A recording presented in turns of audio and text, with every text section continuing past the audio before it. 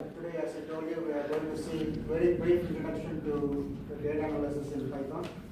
And this is going to be a very brief introduction. So when I say brief introduction, I mean we will see the various important Python libraries that can be useful for the data science. So that is the core part of today's lecture. So let's see one by one, because as you know, Python languages in itself has some drawbacks. They don't have vectors. You can't represent vectors. You can represent many things you cannot do. So for that case, what we are trying to do is we are trying to use various other packages developed by different people. In fact, that's one of the advantages of Python. Python, we have a very strong community of researchers. They are really supporting this language. Because of its support, we are actually can perform various other functions. For example, as I just told you, that Python does not provide in itself the matrices or data frames. These are some of the very basic things that you would find in other languages, but Python doesn't have this. So in order to realize various shortcomings that is in Python, we have developed many people have developed many new libraries.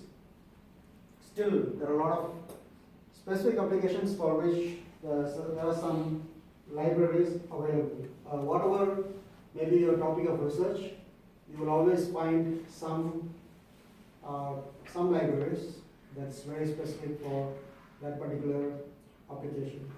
Like for example, even PyTorch, and there are a lot of very specific details of libraries available. So let's see very basic libraries, what are the libraries that we have, and that can be useful for data science.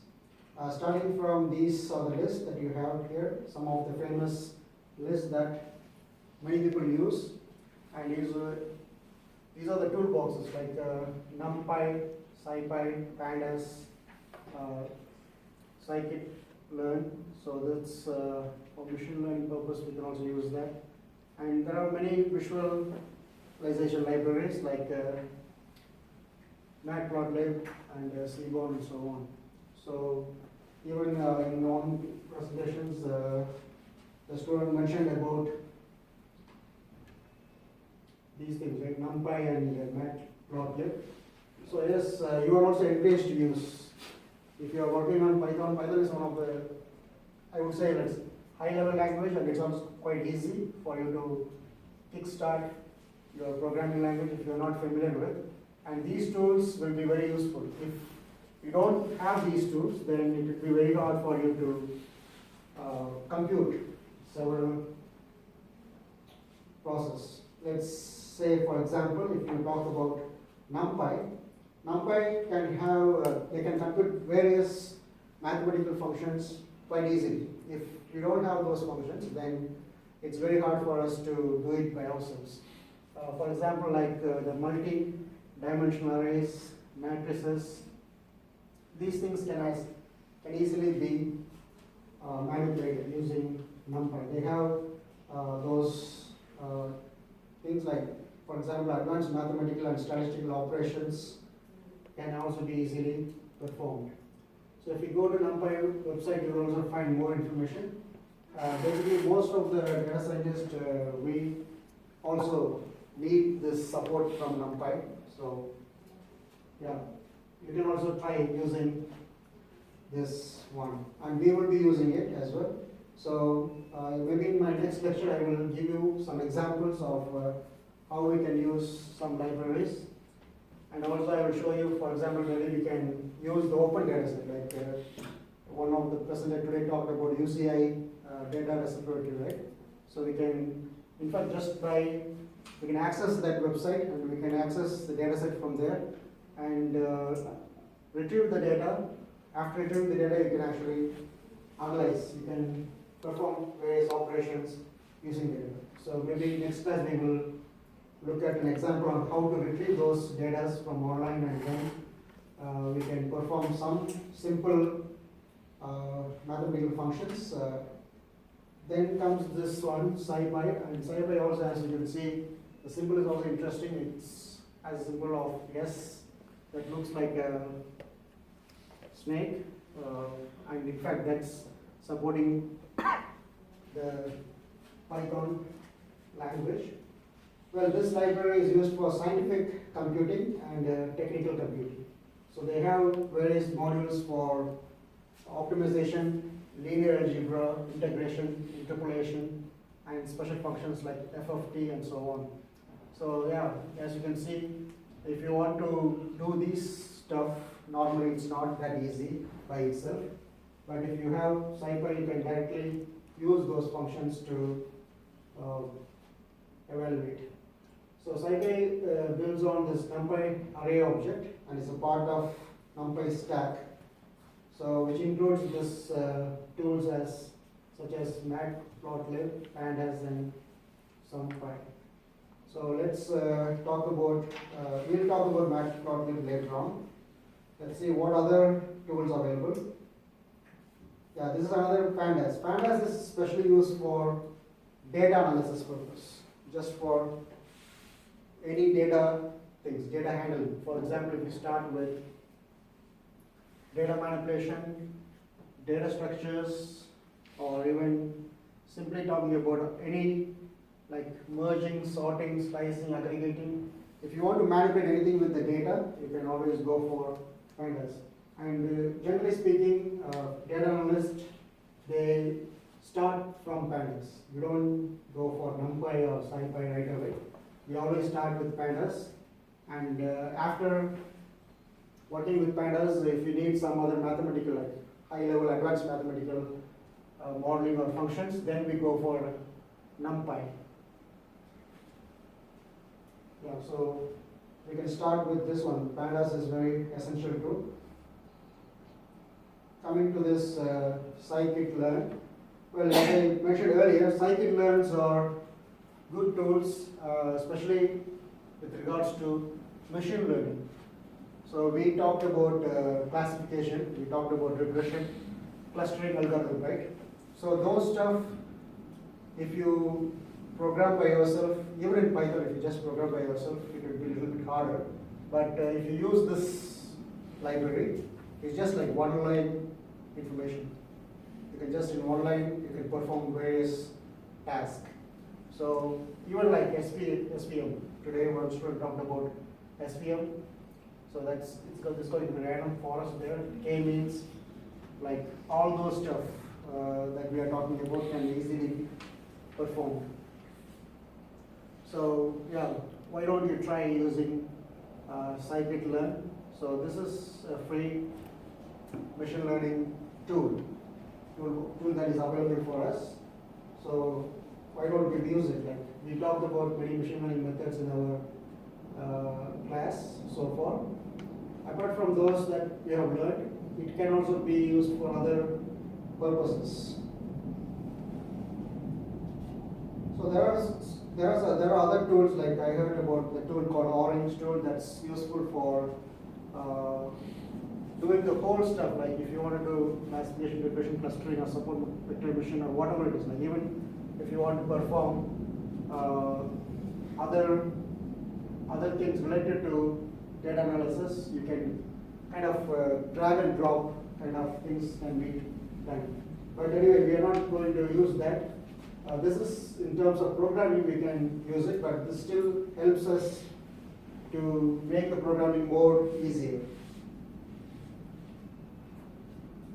And matplotlib, it's one of the visualization tool, and it's one of the very basic visualization tool for Python programming. And as we deal with many numerical values, we like to visualize things, right? So matplot is a matplotlib's module which provides a MATLAB-like interface. I think if suppose you are working on MATLAB, it has a MATLAB interface. So you can always handle both programming that is done in Python, or if you have some existing work that's already done in MATLAB, then you can have an interface with the matplotlib. You can have an interface. So let's see a couple of examples on this matplotlib in the slides to come. So before we go on to that, we'll talk about one more statistical data visualization tool that's called Seaborn. So Seaborn is also a famous Python visualization library, and it's based on Matplotlib. So it's based on that. So it gives a high-level interface for drawing attractive statistical graphics. So as you can see, it's kind of classification methods, and it gives you quite attractive graphics. So that's where the Seaborn comes in. Okay, so there are simple examples of Matplotlib, and anyway, later on we will see how to do it right away using the Python language. I just given you sample examples and sample codes. So as I told you, these are some of the basic Python programming style, and in which you, in fact here, because I told you that Matplotlib and NumPy, they are kind of packages or libraries that are useful. So we have to import those stuff into your existing Python compiler that you are using. So once you import it, you can use it for various purposes. So here, simply for plotting, once you have the, for example, here you have A and B values given, and then you just plot or show using those commands. You're plotting this, and again, it's a histogram. Histogram is again one of the basic visualization methods by which you visualize the data. Again, you just use hist. That command can be used for plotting the histogram. Then comes the scattered plot. You just plot.scatter. That's quite easy for us to use and visualize the data by means of scattered plot. And then here, this visualization is quite complex, as these kind of visualization are normally done in, say for example, MATLAB. So it gives you 3-dimension as well as the heat signature of different intensity based on the grid as well as the mesh that you have here. Even such plot can be done. Then comes this image as well as the corner plot for specific analysis. For example, here this analysis is about the pressure and wind speed with respect to the years that's in the list.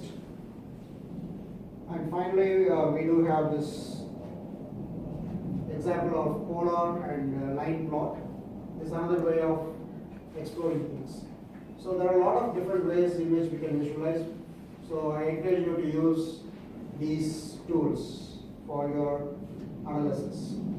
So I think that's all we have here. So as I told you before, this is basically gives you an idea of what are the things that you can do using Python. So in the next class, we will see an example of how we can get the data from the online repository. From the online, you can take the data set, and you can, in fact, try to analyze those data set one after another, one by one. Well then, do you have any questions about this? Maybe it's not no questions because it's quite evident. Everything is quite evident. Maybe probably you might have many questions in the days to come. So maybe the second part of the lecture in next week's class. Yeah. Yes, sir. If we see some differences between the MATLAB and Python, because MATLAB is very mature in analysis, in matrices analysis, and vector analysis. So why we are shifting toward Python? Like it already have many libraries that we can use in MATLAB, and we can do this graph in MATLAB also. Everything can be done in MATLAB, but MATLAB is not free. Yeah. Python is free.